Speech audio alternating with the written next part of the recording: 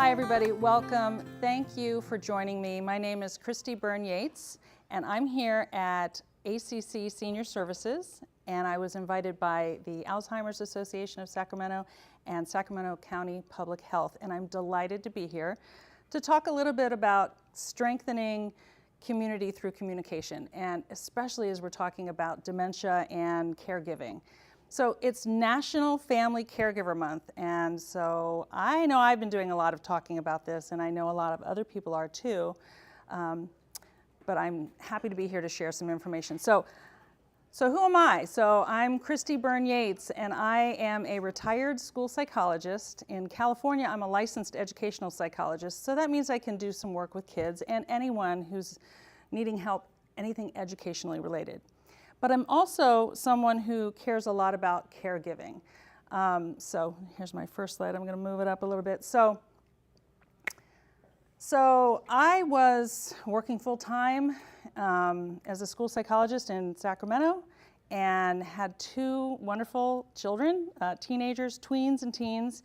And my parents lived up the road. They were wonderful with my kids. We had a great family life. Everything was going perfect. My husband was wonderful. Everything was great. I mean, it's life, so things get in the way. But eventually my parents started needing more and more help.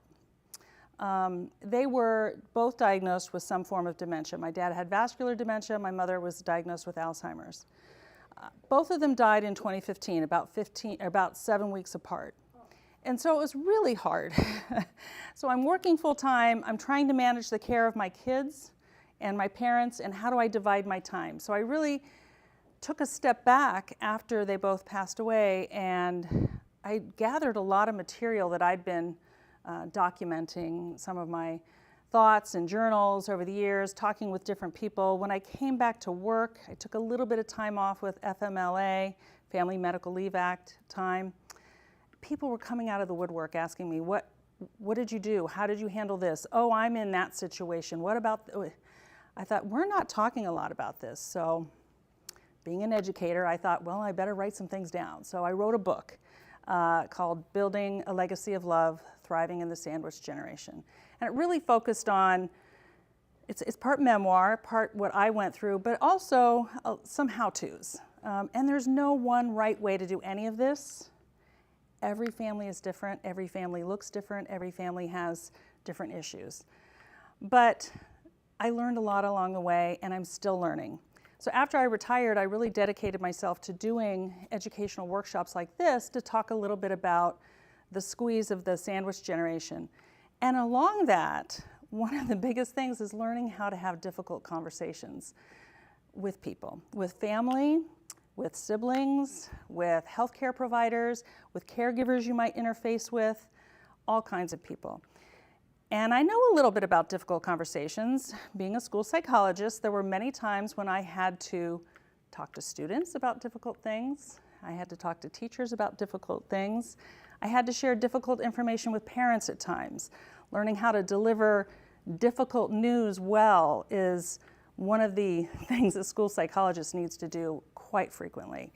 So I sort of channeled a little bit about it, that kind of stuff, and kind of put it together, and that's what I'd like to share with you today, are some of those tips. But I'm going to tell you a little bit about the sandwich generation also. So, what is the sandwich generation? So the sandwich generation is really just a squeeze, right? So typically it's thought of as people who were like me, that were raising kids and now caring in some way for aging parents. But I've come to see the term as being a little bit broader than that. There are people who may not have children at home, but they have a career or a business that they're really involved in, and now they're managing the care for someone, so they're squeezed. There are people who might be raising their grandchildren for whatever reason. They might be caring for someone else. There's just a squeeze going on. So really, your sandwich is yours to describe, right? So some people get very particular about their sandwich.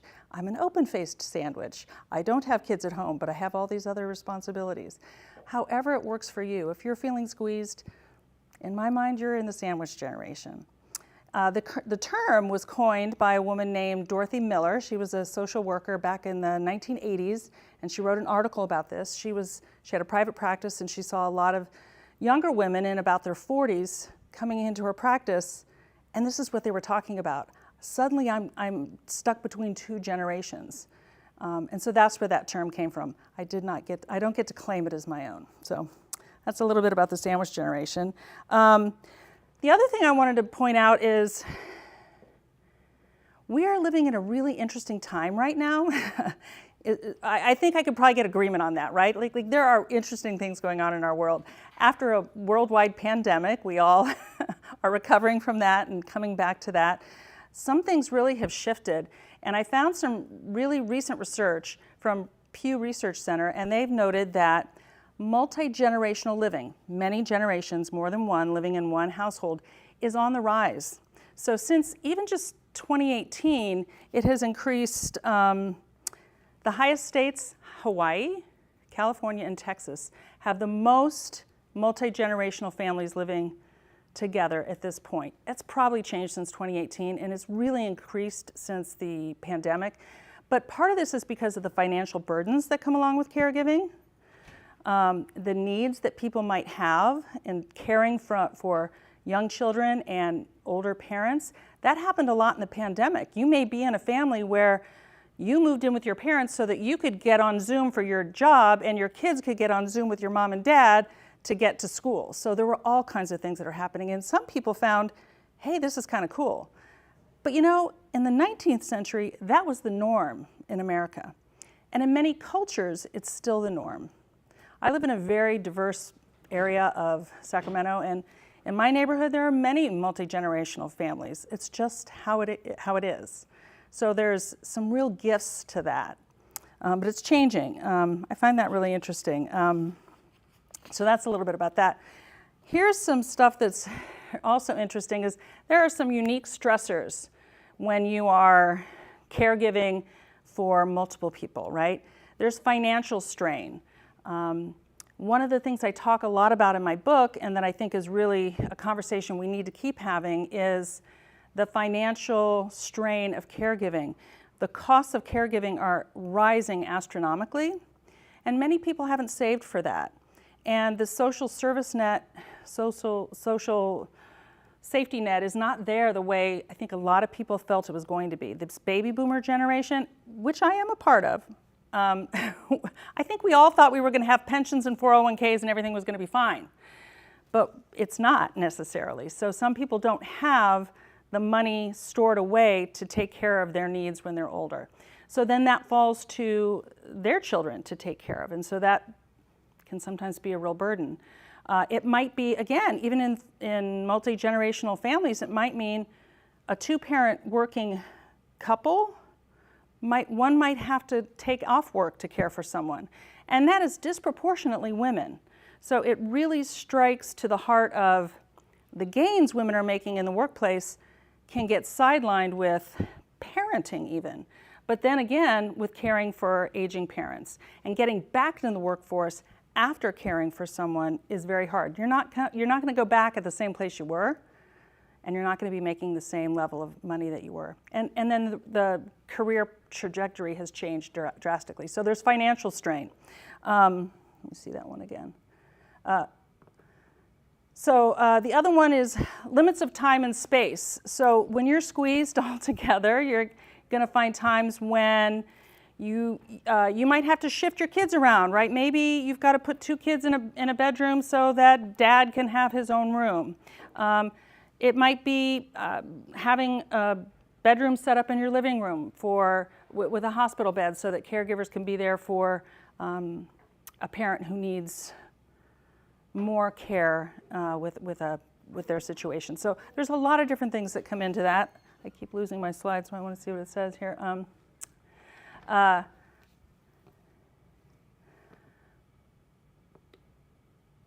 Okay. So there's juggling. There's juggling all of the that's okay. Juggling all the responsibilities that you might have. Again, work, then the caregiving, learning new things you have to do. There are a lot of mixed emotions. This is a really interesting thing that I think I'm becoming more and more aware of too. There are people who, like I lean into the word love a lot. I usually say lead with love, lead with your heart. But there are a lot of people who are tasked with caring for an aging elder that they may have had a fractured relationship with. And they still feel pulled to care for them in some way, but there's a lot of history there that they might have to overcome. So there's a lot of mixed emotions. There may be resentments among siblings. There may be resentments among other family members. There's a lot of family stuff that can get in the way. So we're juggling with that along with the financial strain and the juggling of all of our responsibilities. And we're all going to have moments where we're going to grow, and we're going to have different kinds of expectations that get in the way. I can do an entire presentation on the difficulty with expectations. So when we set up high expectations, we can sometimes set ourselves up for upset, because expectations are always going to be impacted by the weather or a time change, or something comes in the way that we can't predict. And so we have to really look at intention more than expectation. And we're going to have extremes of different things going on. Another stressor that's very unique to the sandwich generation, I believe, and it's not just the sandwich generation, but a type of grief called anticipatory grief. So anticipatory, we're thinking it's coming. It's not here yet, but our parent or the person we're caring for is on their way towards the end of their life, possibly. So you might be grieving this person long before they're gone. And that grief is with you, and it shows up in ways that can impact your relationship with other people. It can interfere with your relationship with your children. Think about being in grief and the anxiety and the sadness and all the feelings, right? Because any feeling you're feeling during grief is normal and natural. And then you're trying to be excited and happy with your kid, and that might be really hard at times. So this anticipatory grief is kind of this low hum that might be in your life and impacting your relationships with other people. But recognizing that that is what's going on for you is the first step in being able to then shape some behaviors around it and shape some changes and change some things in your environment. So I want to pay attention to that a little bit too. Parenting versus caregiving. And I'll go through this pretty quickly because I really want to get into the discussion stuff. But parenting and caregiving, what I have found is that oftentimes, and I fell into this myself, it's the same thing. It's all caregiving, right? But it's really kind of different. There are some different things we do as parents than as we do as caregivers. There's this sort of, and because I'm an educator, you know what I have for you? I have a Venn diagram, because this is what we do as educators. So here we go. So there's this intersection between parenting and caregiving, right? So in parenting, we're supporting our children into greater independence for the most part. With caregiving, we might be helping our elder or our family member, our person, as they're losing independence. Those are two very different things, right? I think of the time when I was giving my teenager car keys and having a conversation with my dad about how maybe he shouldn't be driving anymore. It was Twilight Zone. It was crazy. So this is a different kind of conversation. My children were gaining new skills, and my parents were losing some skills, and they needed intervention aimed at safety and comfort, right? They needed to learn how to use new devices in their home to be safe. Helping my dad learn to use a walker, but remembering to use it, remembering to use the different things that are in his home was a challenge. With our kids, we have some predictable milestones. Even children who have some special needs, there are some trajectories that we can look at and see, these are sort of those milestones. For sure, in aging, there are some milestones, but aging is often impacted by injury, medical issues, and events. It could be a car accident. It could be a major medical illness. It could be some other kind of thing. Falls are big, and they can change the way in which we age. But what's in the middle? What's the same? And that's what I call the legacy of love. This is where we're learning to use our listening skills to a higher degree. We have to really, really listen. We have to listen to what our parents are saying and not think about, or the person we're caring for, not think about what they should be doing, but really listening to where they are. At the same time, we've got to be listening to our kids. Okay, so listening is a really important skill there. Limit setting. We know that there are times we have to set limits with our kids, but we sometimes have to set limits with our elder person too, the person we're caring for. Limits of our time, limits of things we can do for them, but also what are the limits they might have? Like, Mom, Dad, you know, it's not okay if you do X, Y, and Z in my home right now. So there's some limits we have to set. We're teaching and coaching. We're helping our kids learn some things. We're helping our parents learn, or our loved one, or the person we're caring for learn some new things. And we're going to use respectful language, and we're going to use all of the compassion we have. The one gift in all of this, I think, is for our kids. Our kids just are living compassion with us. And so kids are really naturally attuned to compassion. I saw a meme this morning from an organizational psychologist that I follow, and he talked, I don't know if anybody's heard of Adam Grant, but I really love his work, and he talked about kids are just naturally compassionate, and they really are. And so when we can also bring our compassion to our home life with them, and they see us acting compassionately with the person we're caring for, they're learning that in real time. And so empathy turns into action, turns into compassion. So it's really important to keep that in mind. Our kids are always learning, and they're learning by watching what we're doing and hearing what we're saying. So I think that's a thing that is so key to me, is that we have to be conscious of what we're teaching our kids, because how they hear us talk to our parent is going to be a big deal. So those are some things about sandwich generation and caregiving. With parents and anyone we're caring for, we need to have boundaries, boundary setting with dignity. And I talk about, with kids and parents, I talked a little bit about that. But what's the new, when I say the new dignity, what I'm talking about there is I had to do things for my parents that I never imagined I would have to do. My parents did live in assisted living. That was what they had requested.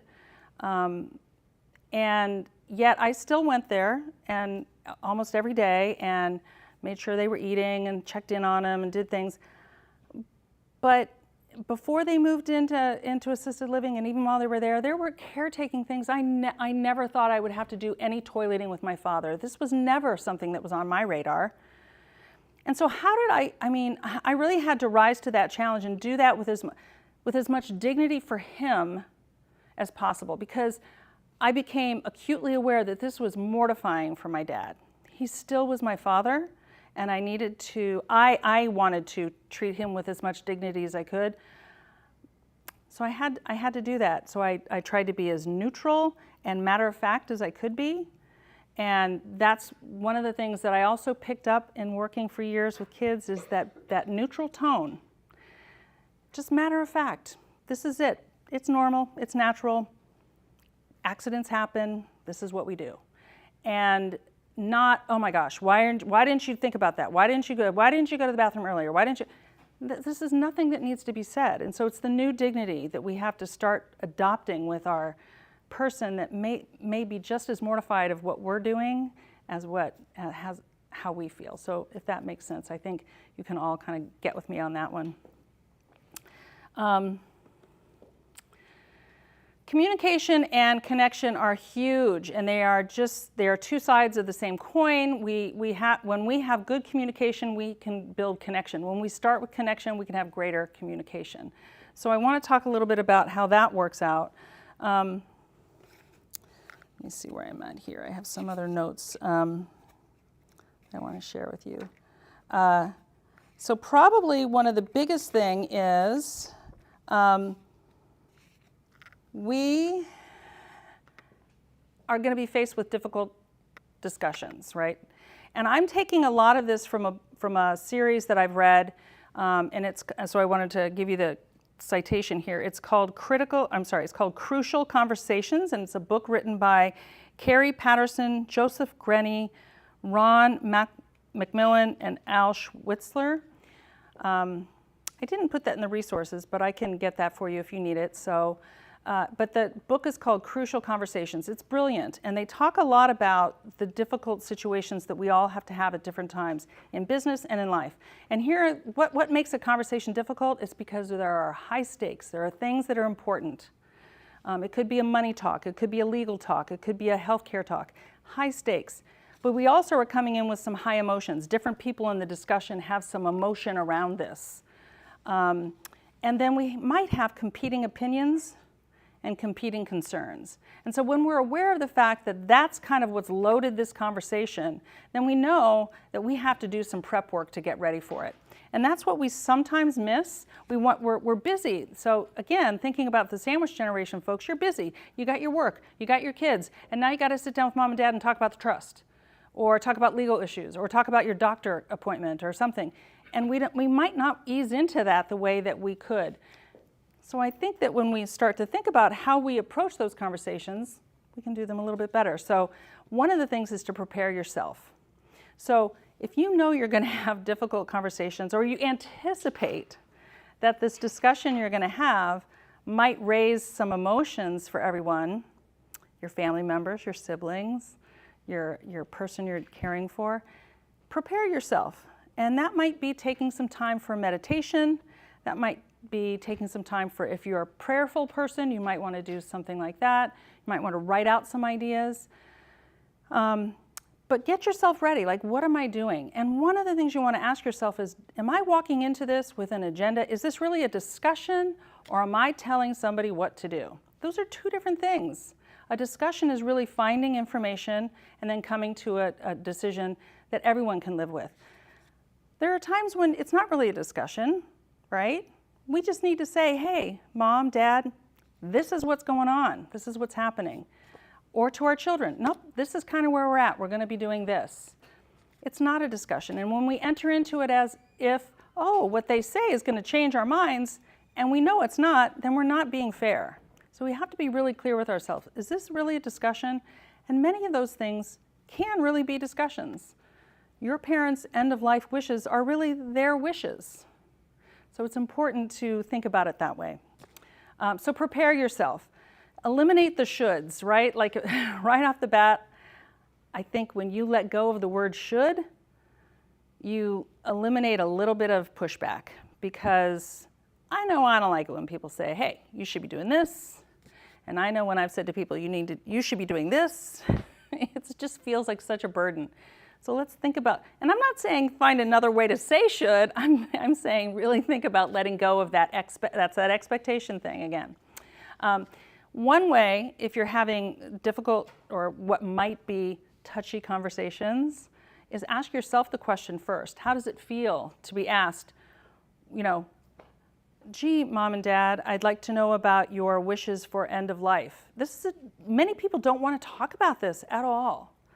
I was on a podcast recently where it was a grandson and his grandfather, and then some other folks are on this conversation. It was a really cool little show, and the grandfather said, I don't like to talk about death. I don't want to have these kinds of discussions. And I said, I totally get that, because I do. Many people don't want to talk about that. But I said, but could you talk about how you want to live? Because that's part of it too, right? It's not just about how do I want to die, it's about how do you want to live? And what's important to you in these times in your life? So shift the conversation if you need to. Be open to looking at it in different ways. So those are some of the things that I think are important. Eliminating shoulds, ask yourself questions first, and then you really want to make it safe for everyone. Is it really okay what people are going to say? Are you really open to hearing what the other person is going to say to you? So those are some starting points. We do have some people in the audience. Is there anyone that has any questions or comments so far? I'd be happy to stop now and kind of see where you're at. Anybody? You don't have to, but I wanted to throw that out there. Yes? I'm not a sandwich generation. Yeah. I'm retired. My husband has been diagnosed with dementia. Okay. So I'm the caregiver. You're the caregiver for your husband. Okay. So someone with is a caregiver with her husband, yes? So I'm thinking some of this applies, Yes. some of it doesn't. I love the shoulds. Uh-huh. I've tried to eliminate that my whole life. Oh, we're going to give her a microphone. Oh, okay, that's okay. That's okay. And I'll repeat. So she's eliminating shoulds from the discussion, yeah? So how do I talk to him when he doesn't understand? Yeah. And then I'm saying it again. Yeah. And then I'm saying it again. Right.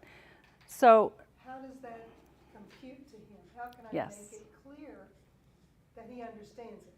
right. So she's asking, I'm trying to have conversations with she's trying to have conversations with her husband who's being diagnosed with dementia. And how do I say something and then have to say it again and then have to say it again, and how do I make sure he understands it? Is that clear? Is that, yeah. And I will tell you, and some of our experts in the room who are more well-versed in Alzheimer's than I am, my experience is you just have to be willing to say the same thing. You have to be willing to answer the same question. Which I am. Yeah. Which I am. Because I'm not sure you can guarantee that they will Right. understand the way you understand understanding. Right. Does that make sense? Yes. And also important decisions. Yes, important decisions. So, you know, and this is why some of these conversations, so talking about important decisions, this is one of the reasons why I love having this topic talked about, is that having as many of these conversations long before we need to have them is so important. And that doesn't do you any good, but you probably have enough where you can get some information from your husband and be able to document some things. And then you know, really, it's you knowing enough about your husband to lead with your heart about what you know he would have wanted were he able to have that conversation with you. And let me tell you a quick story about that. One of the stories I tell in the book is when my father had passed away. My son had graduated from high school just before my dad died. My son graduated from high school in May, my dad died in July. And we are now in August. And we learned that my mother had a recurrence of cancer. We didn't know that. She had had breast cancer several years before. She was experiencing symptoms of pneumonia, but it was really pleural effusion. So her lung sac was filled with fluid. They drained the fluid. They found cancer cells. It was pretty imminent that she was not going to last a lot longer. I'm getting this news the week that I am to fly with my son and my husband across country to take him to college. And I had no idea what to do. I was a wreck. This is that sandwich generation squeeze. Do I stay with my mom? I know from the doctors she's not going to die imminently. Like she didn't need to be admitted. We didn't know how much longer she had. But you know who I wanted to ask? I wanted to ask my mom, Mom, what do I do? That's who I wanted to ask. Mom, what do I do in this situation? And I couldn't ask her. So I had to what I did is I just took a step back and I thought, I'm going to just channel the mother I grew up with. And what would her advice have been? And I just heard it so clearly. And she would say, well, of course you go with your son. My goodness. Yes, go. I'll be here. So I did go. And it was a great experience. And I came back, and that's when I took the FMLA leave, and I spent the rest of her time with her. But it's that kind of thing. When you're in that place of the person you're loving and caring for can't communicate, then you have to really get back to, what do I know about this person? And what's my heart leading me to do? But prior to that, my biggest piece of advice for anyone out there, especially younger folks who are maybe seeing this on the horizon, is start having these discussions now. Absolutely. Yeah, okay. Well, I'm glad. See, we're in accord. Look, that's great. I never know if I'm on the mark, but I appreciate it. Here's another thing in a difficult discussion, is who needs to be there and when are you going to have it?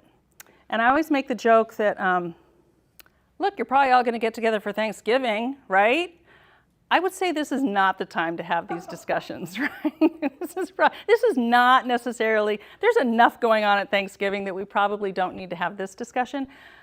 I will say this though, it gives you a little opportunity to say, especially if you're missing anyone from the table, maybe someone passed away this last year, maybe someone's not able to be there for whatever reason, it might be a way to say to family members, you know, sometime soon we need to have some conversations, and we plant the seed. We don't have to have that discussion now. Let's have dinner, let's have a good time. If you watch football, you know, whatever you're doing, right? But it might be a great time to plant that seed.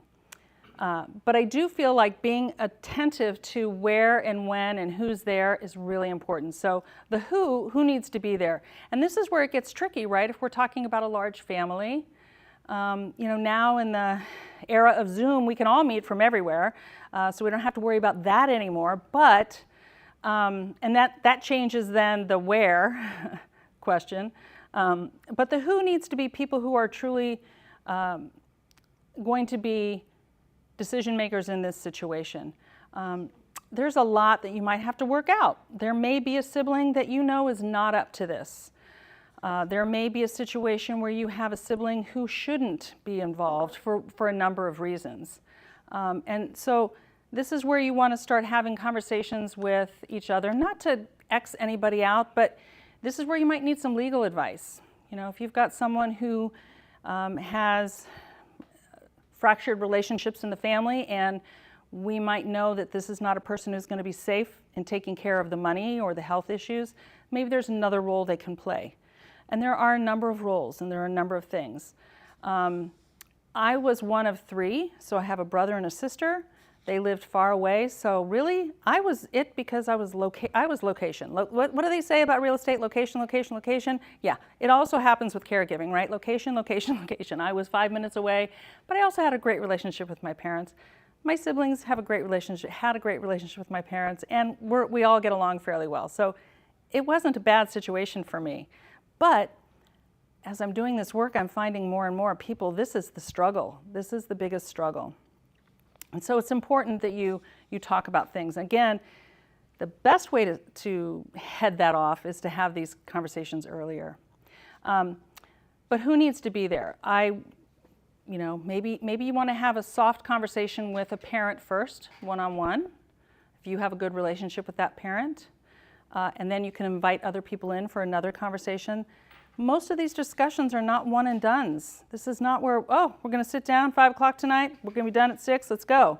You're going to have a little bit of time to work up to this, and you will have to revisit. When to hold a conversation? Again, earlier is always better than later. And are you ready for all the answers you might get? You might get answers like, I don't want to talk about it. And you have to think about where are you going to go from that?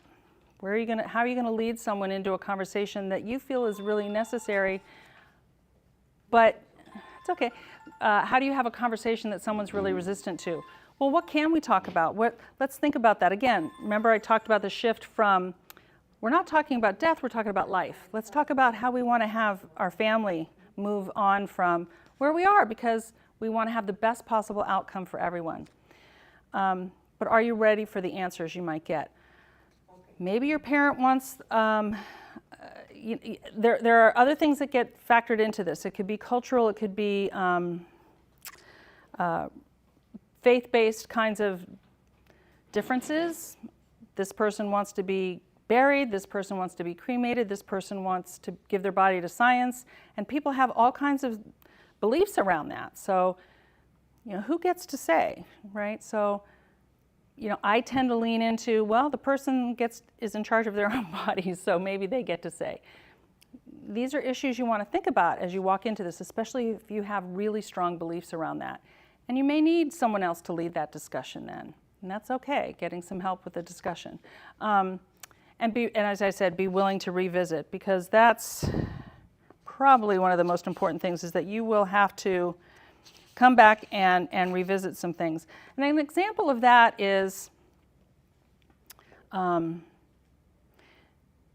when my mother and father first went into assisted living, they had to fill out, we're here in California, and they had to fill out what's called a POST form. So I am sure I'm going to get this acronym wrong, but it's physician's orders. Anybody can help me with that? Physician? Ooh, physician's orders for life-sustaining treatments. Basically, it's kind of like what are you going to do for me if I am not able to answer for myself, right? And in that post form is what's typically called a do not resuscitate question. Do you want to not be revived via CPR or something like that? And my mother, the social worker in the facility, or a social worker that was available in the facility, was with us, and my mother asked, well, Christy, do I want CPR? And my mother was about 79 at this time. And I'm in my 40s. And I said, Mom, she's like, what would you do? And I said, well, Mom, I'm much younger, and I got 2 kids at home, so I might. But let's hear what the nurse has to say about what this is for someone of your age. And the nurse talked to her about the outcomes for people who were older and just the real damage to bodies that CPR can do. Broken ribs, lungs punctured, organs damaged. There's just a lot of risk there. And there would be for me at 42, but I guess I felt like, well, maybe I'm a little bit more willing to try it because, but that's how we had that discussion, right? So you got to look at all of these different things as you're having these kinds of things. So some of the pros and cons to these discussions. Let me go on to the next one here. Yes, ma'am. So you said Thanksgiving is not a time to be talking these things. We've got children coming from all over. Yeah. So they're going to want to look at my husband. Yes. They're going to want to talk. Yes. Somehow. Is there something I can do to stop that? Well, okay. This is a great question. So the question was, it is coming up to Thanksgiving, and I've said, hey, Thanksgiving isn't the time to sit down and have this massive conversation. But remember, I said it might be the time to plant that seed. So our guest is describing that she's got a lot of family coming in, and they're going to see their uncle, grandfather, their father, and they're going to want to talk about it. And of course they are. Of course they are. And I guess what I would advise, and this is just from me to you, is this might not be the time to sit down with a document and document everything, but it might be an okay time to say, these are okay, let's do some sidebars. I would be careful not to do that in front of your husband. Right. And if anybody doesn't want to be a part of that discussion, but these are not final decisions. I know you're seeing your father and this is hard. I know you're seeing your uncle or whoever and this is hard. Let's talk about that and how do here's what I'm learning about how to deal with it. And here's how to interact with your dad now, because it's going to be different. And this is kind of what the disease progression looks like. Those are some really great conversations.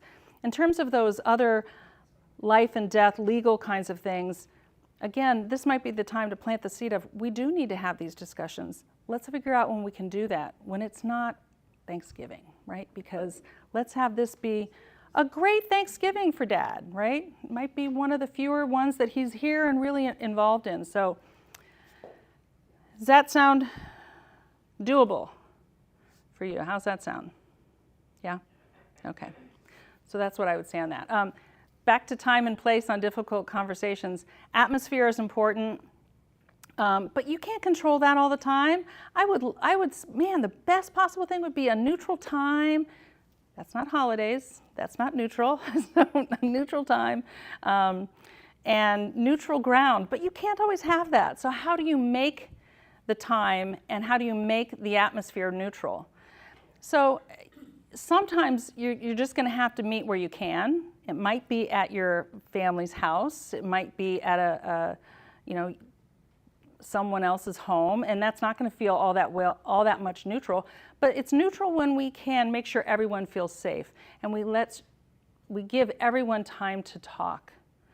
And you might want to do as much prep work ahead of time. Encourage other people to think about these things. Encourage other people to think about what are they coming to talk about so that they are prepared to engage in these discussions. So that's how you can make it neutral. You can also make it neutral with how you're talking, right? So how you're talking very matter-of-factly. We don't have to dance around things. We want to use neutral language that's not alarming to other people. Thinking about being gentle as we walk into those conversations, not, the difference between, let's talk about how you want to live the rest of your life is much different than, we need to write down right now what are your death wishes. Can I get those down? Like, that's just harsh. Let's think about talking about how we want to live and what do you want from us? What do you need from us, and how can we do that? And then talking amongst yourselves, you that are going to be the caregivers, what can you bring to the table? I can do this, I can do that. Making sure that you're working through some of those relationships. So that's kind of how you can do that. In my next slide, I talk a little bit about, so with aging family, aging loved ones, end-of-life wishes are really important to talk about, how you want to live your life. So I keep saying end-of-life wishes, but really I should rephrase that to how do you want to live the rest of your life. Money is important to talk about. If you're going to be engaging on some level in the caregiving, you need to get some idea of their financial situation. This is really hard for people. At the end of, older folks who are going to be needing your financial care, this is really embarrassing, or it could be very easy. It also could be really threatening, like, oh, you just want me for my money. There's all kinds of things that come into this.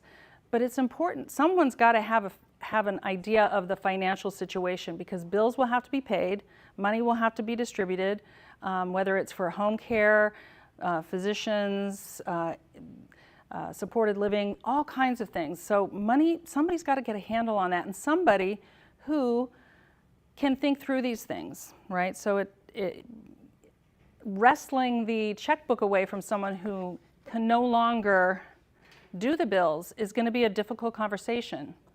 But it's one you will need to have, because too often someone still has access to a credit card and they're online, and they're susceptible. They may be buying things they don't need. There were a number of times where I had to, this was one of my clues with my parents, is my mother would call and say, I think I did something wrong, Christy. I think I did something. Somebody was coming by here and they sold me something. And then I'm calling this company going, what are you doing? And really, they lived in Sun City, which is a senior community area, and people prey on older folks, and they go in and they give them all kinds of scams. So I had to go back and get money back. My sister-in-law is doing this for at some times. If her dad purchased something that he already purchased, and he purchased it again because he forgot. It's pretty normal. We do that. I think I've ordered something twice on Amazon. That does happen, but when it starts to be that money is going away in a way that's not helpful, then we need to intervene. So somebody's got to be able to talk about money. Legal issues are really important too. So things like who might eventually have power of attorney, who might eventually be the health care advocate who can make some health decisions, naming those people, and for those people to understand what that responsibility means.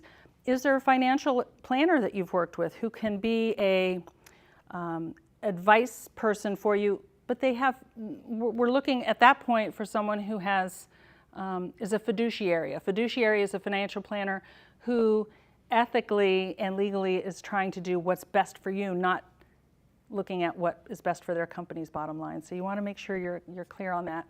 So, because there's the financial industry is wonderful in many ways. We all need it. But there's financial planners, there's financial advisors. You want to make sure you're working with somebody who is a fiduciary. So check that out. And then working with an estate attorney is also advisable if you can. Some people can worry about the cost of that, but the cost on the other end without having good legal documentation can also be very difficult. You can be led into, without things documented properly with the courts and the state, you might be into a situation where your money is really misused, mishandled, and you could be tied up in courts and probate. So you really want to make sure you're working with an estate planning attorney. I wouldn't do too much of that on your own. You can try, but everyone I've ever talked to has said it's been better to spend the money on an attorney to help me with that.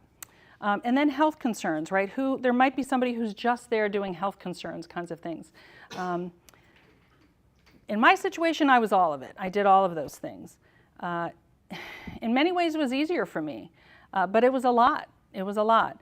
And I had help from my husband, and my kids were great. They were really wonderful in interacting with my folks. So I had a good situation.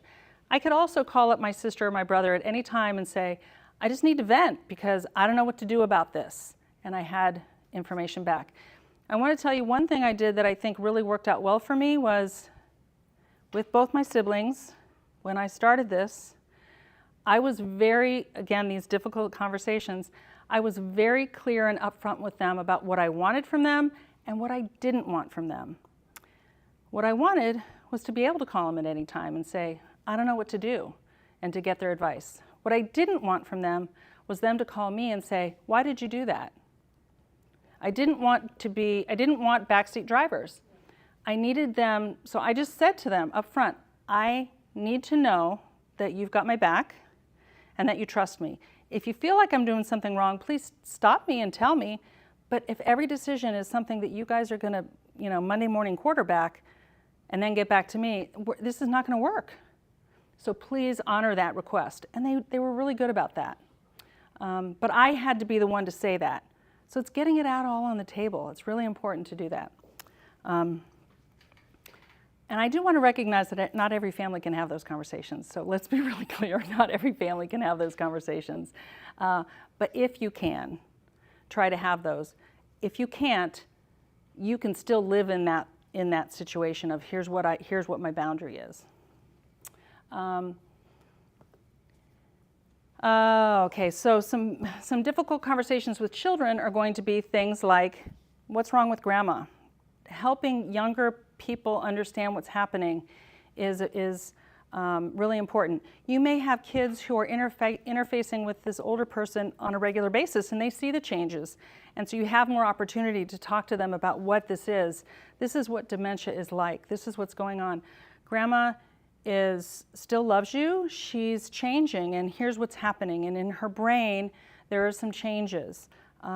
There's some wonderful resources that I'll share with you at the end, to some great books. There's one that I love, and it's called Weeds in Nana's Garden. And it's a grandmother who loved to go out and weed her garden with her grandchildren. And then later, the mother had to explain, well, right now, Nana's got some weeds in her brain that are making it hard for her to think clearly all the time, little plaques, and this is what Alzheimer's does. And so she has some weeds in her garden, but we still love her. She's still your Nana, and we're going to do everything we can, but it might mean you have to answer the same question twice. You might have to answer it 5 times. She might not remember your name, but she remembers that her heart loves you. So these kinds of conversations that we can have with kids. The other question is, your kids are going to wonder, what's wrong with mommy? Because remember, I told you this anticipatory grief is this low hum that's in your life. And when you're upset and you're short-tempered, you're irritable, younger kids are going to think, what did I do wrong? They don't know, their world isn't bigger than what's right in front of them. And all they know is mommy's really angry a lot, or mommy's really irritated a lot, or mommy's really busy a lot. Mommy, daddy. It's okay to sit down with your child and in age-appropriate language talk to them about, this is what's going on and this is why I'm having a hard time. When I'm crying after I see my mom, it's because I'm sad, and I will get through it, and you will too, and we can love each other and comfort one another, but it's not you. It's normal and natural that I would be sad right now, and this is what human emotions are, and we just talk about that. But letting them know it's not them, it's so important. And even teenagers need to know, it's not you, it's what's going on with me right now, and how can we be together in this? So I think that's really important. And another one is, they might want to know, what can I do? How can I interact? And so there's some really great resources too about how young children can interact with folks that might have dementia, right? There are lots of little things like facing someone when you're talking to them. Coming up behind someone can be very disorienting. Too much loud noise suddenly can be very jarring. Being willing to say the same thing more than one time. Doing simple activities together as long as you can with someone.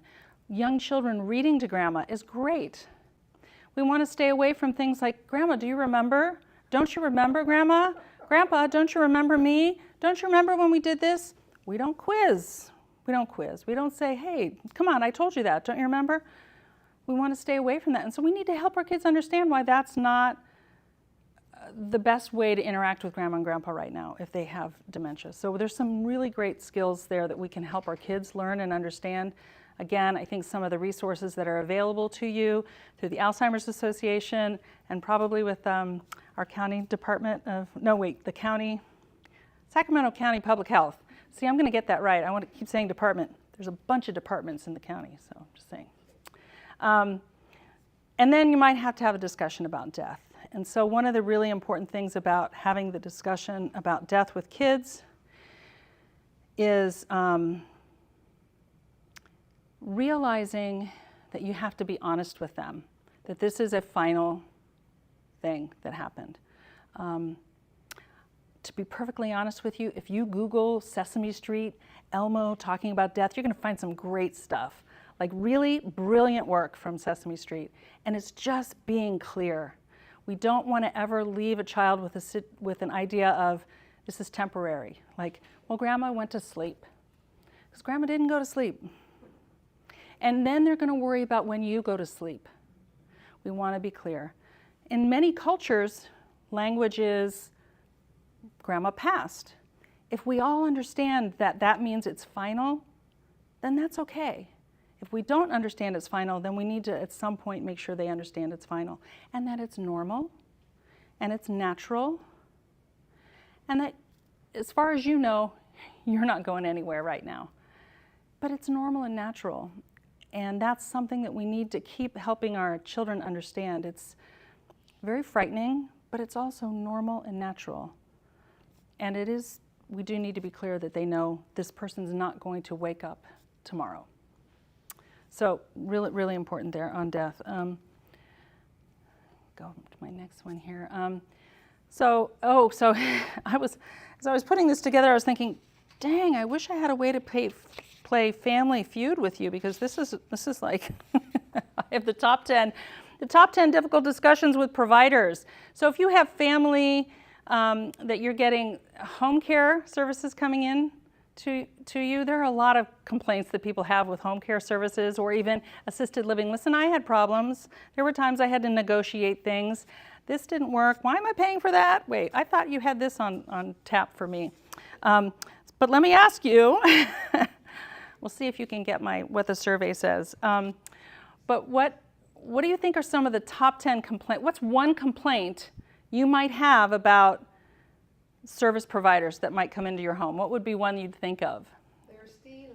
Oh, you might think they're stealing. Okay, so that might fall under the heading of our expectations about their services or lack of accountability. That's actually number 9. Staff lacks accountability. You know, this is often a complaint, right? That people aren't, when I say accountability, you might think, how's that stealing? But you know, not being able to trust the person that comes into your home. Not being able to trust that they're going to come on time. And so that is often a complaint. Another complaint is that people feel that they're treated like a job and not a person. That's a common complaint. You can't hire friendship, but you can hire someone to be friendly. You can have an expectation that there's some interaction there that's interpersonal and kind. Number 2 was the lacks accountability and soft skills, right? So maybe they don't have those soft skills to come in and know how to interact with somebody who's different from them. Unmet expectations and confusion about services, right, that we haven't cleared this up. We haven't been clear about what are some of the services we should be able to expect. But if you haven't articulated what you're expecting, it's going to be really hard for that service provider to know what you want. So before you sign that contract, make sure you've talked through some of these things. So I'll talk a little bit about resolution in a minute. Caregivers who can't prepare a meal. Now maybe that's not in the contract. And if that's not in the contract, then you can't expect it. But maybe that's something that you know that you want to have happen. But maybe you have somebody who's walking in who doesn't know how to cook. Well, maybe we should talk to the care agency about, this is a skill that we're looking for. Can they just make a grilled cheese sandwich? Can they open up some tomato soup and warm it up, and those kinds of things. When the hours of coverage don't meet the need. We have somebody who can come from 9 to 12, but you know what? My dad doesn't get out of bed until 12. So that doesn't do me any good. But that's what we have. We can get somebody there from 9 to 12. So you need to work through some of these things too before you sign anything. Revolving caregivers. Now we're always going to have times when someone can't be there, and so a sub's going to come in. Hopefully a sub's going to come in.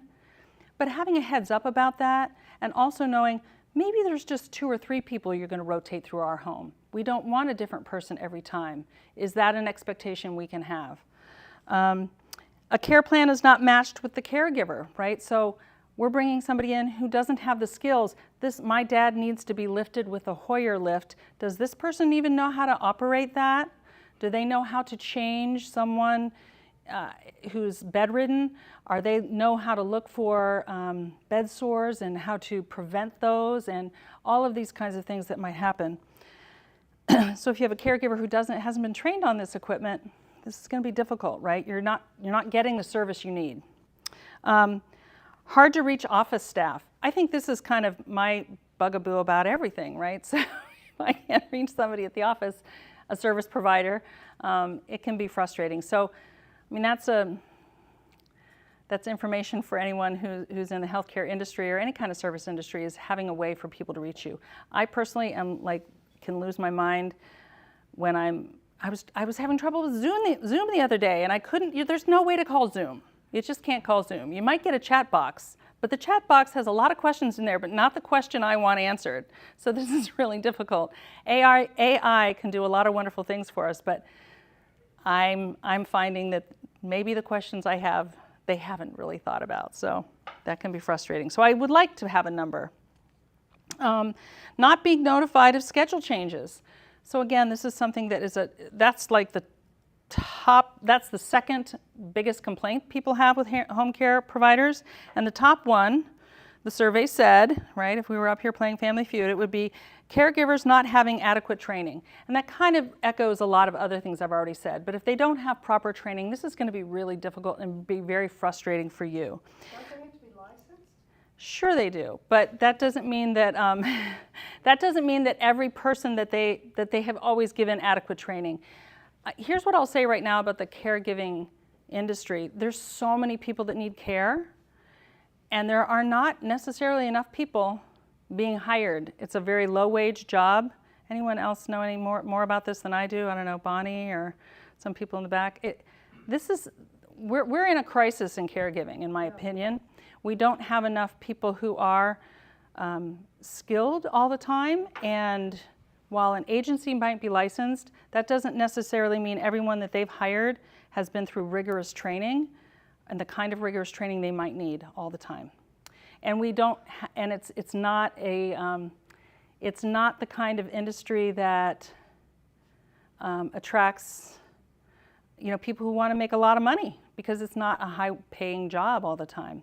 So it's a very difficult situation. We're really in a. That's why there are so many unpaid caregivers right now. So it's a critical situation. The other thing I'll say about this too is, and this did not come up in the research I did, but what I'm hearing is also the cultural and lifestyle differences, right?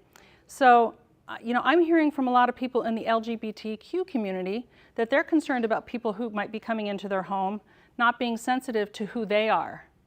That there's a fear that I'm going to be judged, I'm not going to be treated well, that someone's going to try and change me in some way. They're not going to be respectful. I don't want to be evangelized. And this is happening in some of our communities. So there's fear out there with this caregiving situation. There might also just be cultural differences. Sometimes, and this is a two-way street, it may be our caregiver has a different culture than we have. And do we understand each other? There may be miscommunication that is truly just missed opportunities to learn about one another.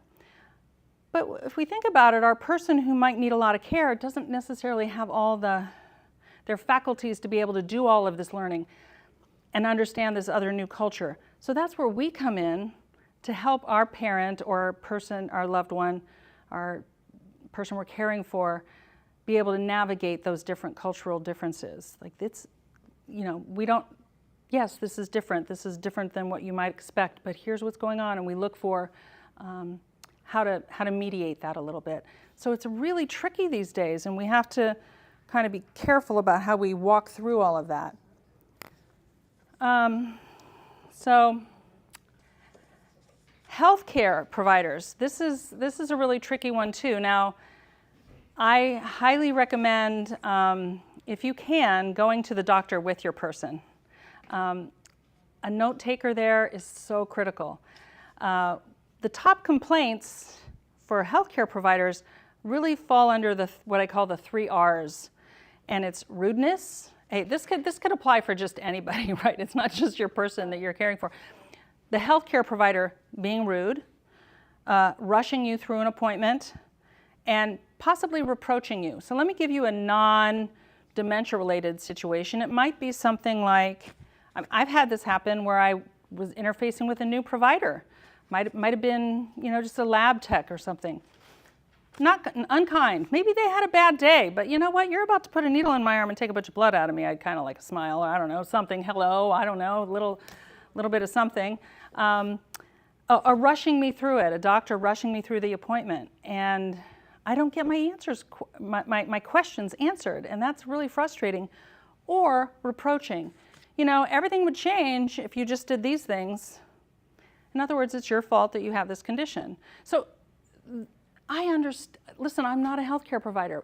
I know from being a psychologist that if I came in being rude and rushing people through things and reproaching people, we would get nowhere.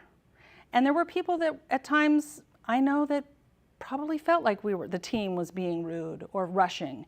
Rushing is a big thing in an IEP meeting. Oh, we can't get through it, it's too much time.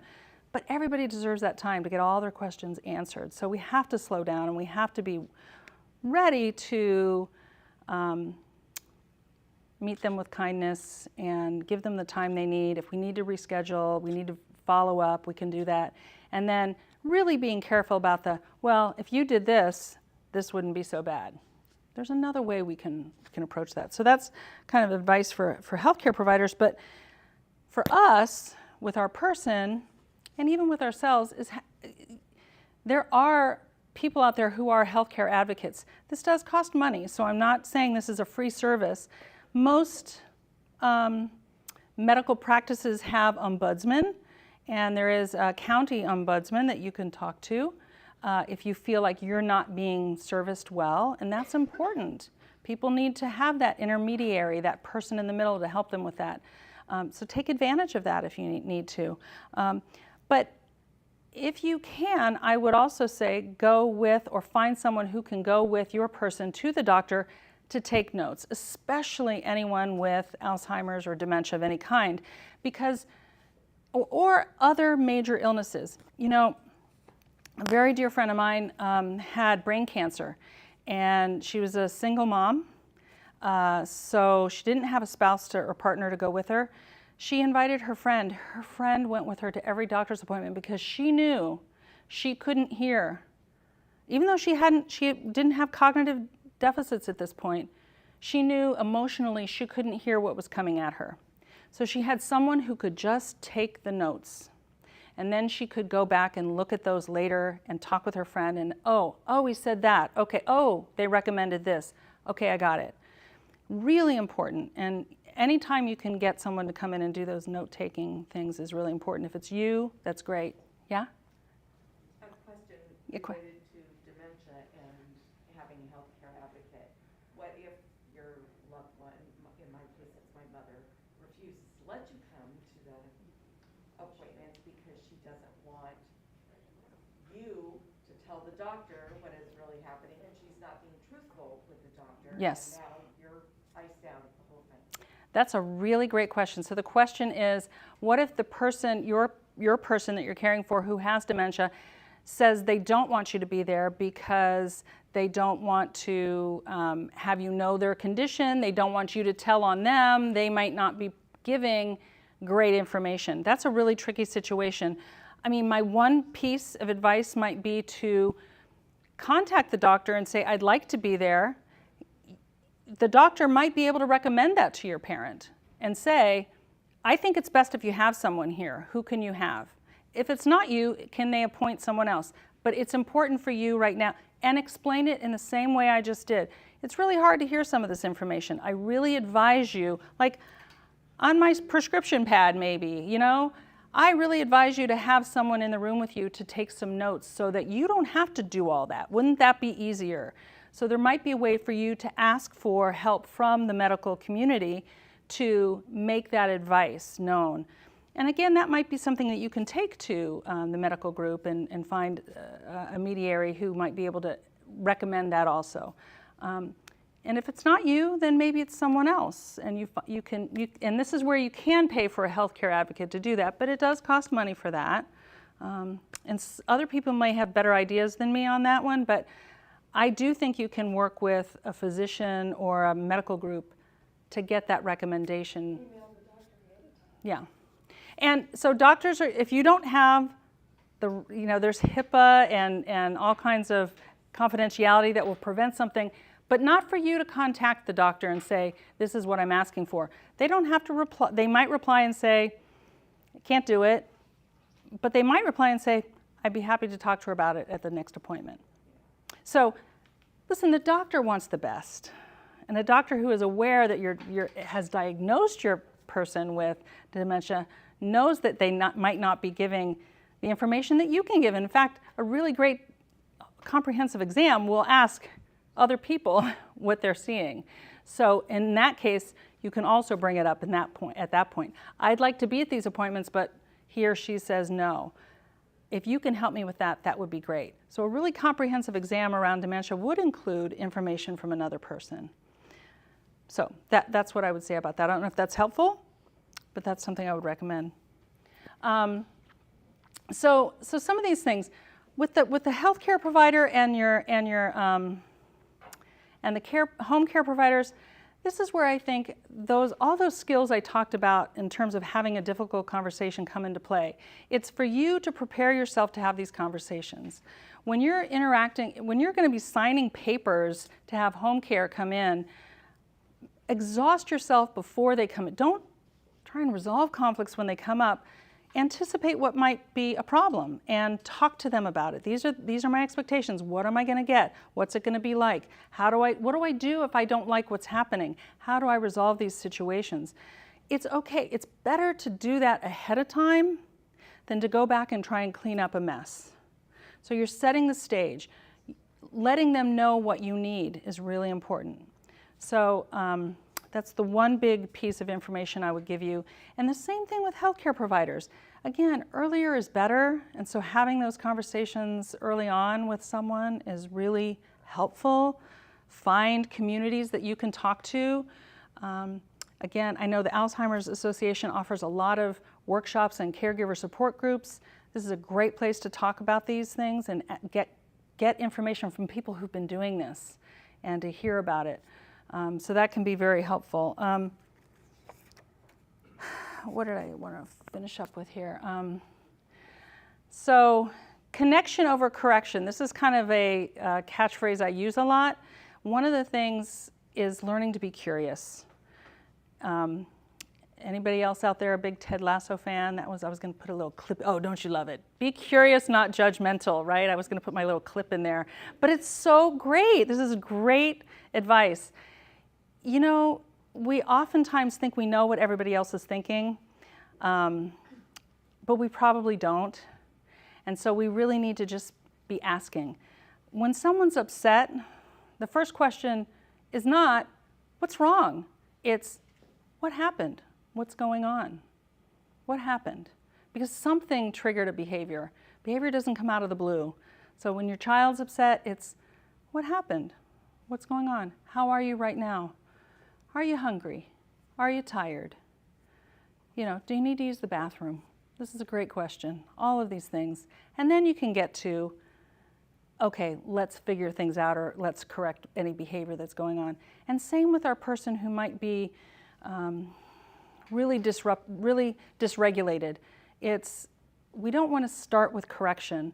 A lot of times I see folks correcting people, like, remember, I told you not to do that. Remember, we're not supposed to do that. You know how to do this. It's connection, and it might be just a hand on the shoulder. It might be, let me help you. What do you need help with? And you know, this isn't just for our older folks that we're caring for. Right now, if we're in the sandwich generation, we might have kids who are struggling right now in school.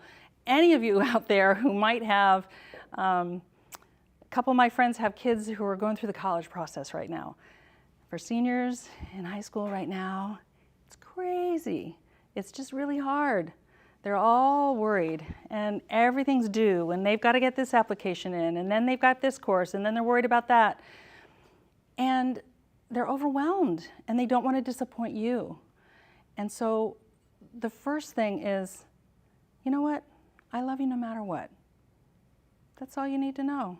We'll get through everything else. You let me know how I can help you. But we sometimes go in and we want to correct, and we want to direct, and we want to make it all work, and we want to go in with the person we love, and we want to direct all the activity, make sure everything's fine and everything's good. And what we need to do is just connect. How are you? Just right now. Ground zero, how are we doing? Are you warm enough? Do you need something to eat? What's going on? By the way, I love you. So those are some of the ways that we can first connect, and then we can start working on problem solving. So being curious. So this is my little slide about connection over correction. Is working with our elder folks, and it's also working with our kids.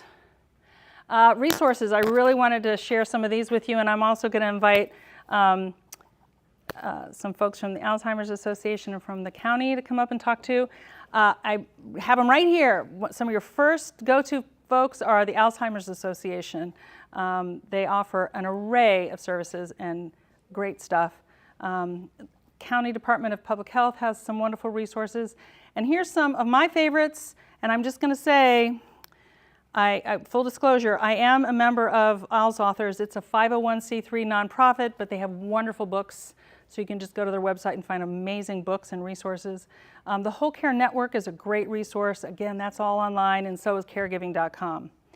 And I wanted to mention a couple children's books that I particularly love. And one is called The Song in Lola's Heart. And the other one is, and I'd mentioned Weeds in Nana's Garden, which is on Alz Authors, and then Mackenzie Meets Alzheimer's Disease. So there's just some really great children's resources out there as well. Also, there's just tons of books about anything to do with every kind of dementia that's out there are available on Alz Authors. So those are some things I wanted to share with you, but Bonnie, you want to talk? Oh, yeah, I'm going to go to the next slide. Hi, everyone. My name is Bonnie Ray. I'm with the Alzheimer's Association. Try again and go. Hi, everyone. My name is Bonnie Ray. I'm with the Alzheimer's Association. I just want to quickly just share with you some resources. We partnered with Christy today, and I think she did a wonderful job talking about different ways of communication, really ultimately what is connection. But if you are seeking some support, just know that the Alzheimer's Association, we're here. We provide support to families, individuals, communities dealing with Alzheimer's disease or other dementia, MCI. Number one, with the holidays coming, I want you guys to just be aware that we are available 24/7 through our helpline. So if some of the questions you guys have, how do I, broach this subject with my family during Thanksgiving or not during Thanksgiving, and you need a little bit more one-on-one support, just know we have helpline specialists who can give you information about the disease, give you referrals to the community, but we also have master level clinicians that can work with you one-on-one with a difficult behavior, a family meeting. How do we kind of approach this? If you're not one to call, we're in this generation, we're not calling as much sometimes. I'm one of the texters. I don't call my parents. I text them. You can also go online. I'll admit that much. I'm a millennial, baby boomer millennial. Older millennial to be exact. You can also go online. alz.org has a wealth of information. Some of what Christy covered, we have handout or section of our website that kind of dedicates a little bit. It won't be in her great words. It'll be in more of the Alzheimer Association words. But if you're looking, and Christy mentioned this, but if you're looking for support more locally, maybe you want more education, know that here in Sacramento, we're rich in resources. Alzheimer Association provides some. Sac County Public Health have done series, I think Dementia Dialogues in the past. So just know that there is a lot that you can learn. But we also host caregiver support groups in person and online. So I just want you guys to know those are some of the key services that are available to you, especially in this time of the holidays. With that, I want to turn it over to Riley from the Sac County Public Health. Now I'm starting to throw a department in there. And she'll share with you what they offer, what's available in Sacramento County. Thank you. I'd also love to echo. Thank you for your speech. It was wonderful. So I am Riley. I am from Sacramento County Public Health, specifically. Oh, you can't hear me? Can you hear me now? Can you hear me? Well, the speaker's not loud enough or something. Can't hear it. Oh no. I can hear myself echo. Are we on? Yeah, we're on. Okay. I'll try to talk a little louder. So I'm from Sacramento County Public Health, specifically our older adult health program. I'm a health educator there, and so what I do is I teach health education classes, specifically with dementia, as Bonnie mentioned, Dementia Dialogues, which is a 5-part series, and it covers everything from understanding dementia to communication tips and tools, environmental changes, and some behavioral changes you may see along the way of an Alzheimer's journey. So this is a great program that we put on, that we teach. It's out of a program from the University of South Carolina. It's evidence-based and it's really informative. In addition to that, we also have fall prevention classes that we do. So we are a big program that really focuses just on overall health of older adults. And our big programs, like I said, are our dementia and our Stop Falls, which is fall prevention. And we also are working on in the future, working on a Blue Zones assessment, working to try to figure out how to age better in Sacramento County. So that's an ongoing process. We host these classes as needed, as requested. So if you would like to have one of the classes or interested in learning more, please let me know. That's fantastic. Here, I'll hand this. I don't think I need this right because I've got a mic on. But you know what?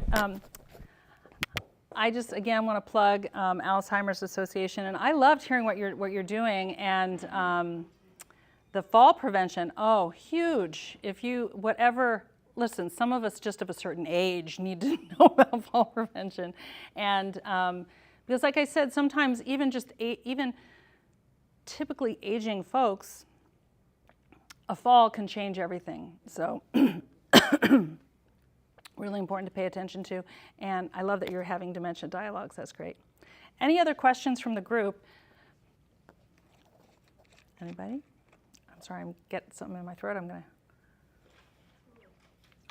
I have a quick comment. I work in healthcare, and for me, one of the biggest things was complimenting people under me, because then they're there for you. Okay. When you need help. So not only for the care recipient, but for the caregiver that you're working with, find ways to compliment them and thank them. That's wonderful. I'm going to repeat that for everyone. So you're saying you worked in healthcare, and one of the things you found really effective was complimenting the people that you worked with, especially people who might work under you, complimenting them.